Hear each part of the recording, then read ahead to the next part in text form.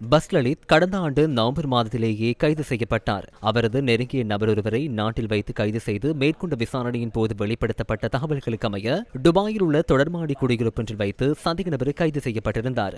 துபாய்க்கு சென்ற மத்திய குற்ற விசாரணை பணியகம், அரச புலனாய்வு சேவை மற்றும் குற்றப்புலனாய்வு திணைக்களம் ஆகியவற்றின் அதிகாரிகள் குழுவினர் பஸ் லலித் என்பவரை தமது பொறுப்பில் எடுத்து இன்று அதிகாலை நாட்டுக்கு கொண்டு வந்தனர்.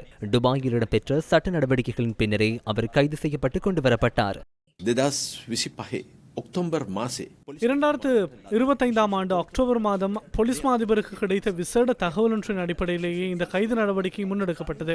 குறிப்பாக போலீஸ் மாதிபருக்கு கிடைத்த இந்த தகவலை வெற்றிகரமாக நிறைவு செய்வதற்காக அரசு புலனாய்வு சேவை, குற்றப்புலனாய்வு திணைக்களம், அதேபோன்று மத்திய குற்ற விசாரணை பணியகத்தின் அதிகாரிகள் 2025 ஆண்டு அக்டோபர் மாதம் துபாய்க்கு சென்று இந்த சந்தேக நபரை கைது செய்வதற்கான நடவடிக்கைகளை முன்னெடுத்தனர். எனவே பல மாதங்களாக முன்னெடுக்கப்பட்ட பாரிய திட்டமிட்ட நடவடிக்கை ஒன்றின் விளைவாக இந்த சந்தேக நபர் கைது செய்யப்பட்டுள்ளார். பஸ் லலித் எனப்படும் குறித்த நபர் நாட்டில் இடம்பெற்ற பல கொலைகள் மற்றும் கப்பம் கோருதல், ஆட்கடத்தல், வாகனங்களுக்கு தீ வைத்தல் மற்றும் கொள்ளை சம்பவங்களுடன் தொடர்புடைய சந்தேக நபர் எனவும் போலீசார் தெரிவித்தனர்.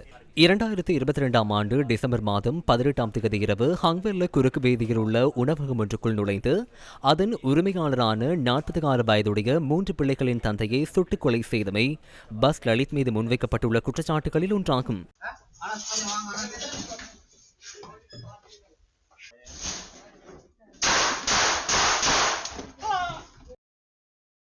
ஹோமாகம பிரதேச சபையின் முன்னாள் உறுப்பினரான பனா எனப்படும் சாந்த முதன்கொட்டுவ என்பவரின் கொலையை வழிநடத்தியமை தொடர்பிலும் அவர் மீது குற்றம் சுமத்தப்பட்டது. நாட்டுக்கு கொண்டு வரப்பட்ட பஸ் லலித் இன்று காலை கொழும்பு குற்றத்தடுப்பு பிரிவில் முன்னிலைப்படுத்தப்பட்டார்.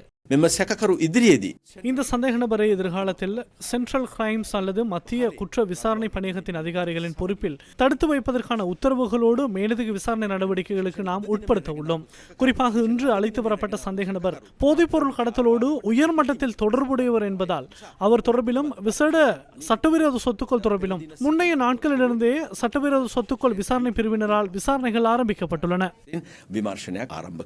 பஸ் லலித் எனப்படும் குறித்த நபர் கைது செய்யப்பட்ட தொடர்பில் கொஸ்கம, சலாவ, கலுவாங்கல, ஹங்வெல்ல, பிபி, பாதுக, கலகெதர மற்றும் மேகொட உள்ளிட்ட பகுதி மக்கள் தமது நிலைப்பாட்டை இவ்வாறு வெளிப்படுத்தினர்.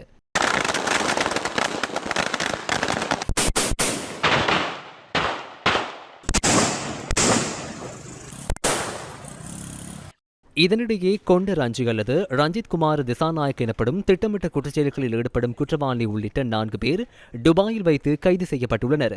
அவர்கள் விரைவில் நாட்டுக்கு அழைத்து வரப்படுவார்கள் என போலீசார் மேலும் குறிப்பிட்டுள்ளனர்.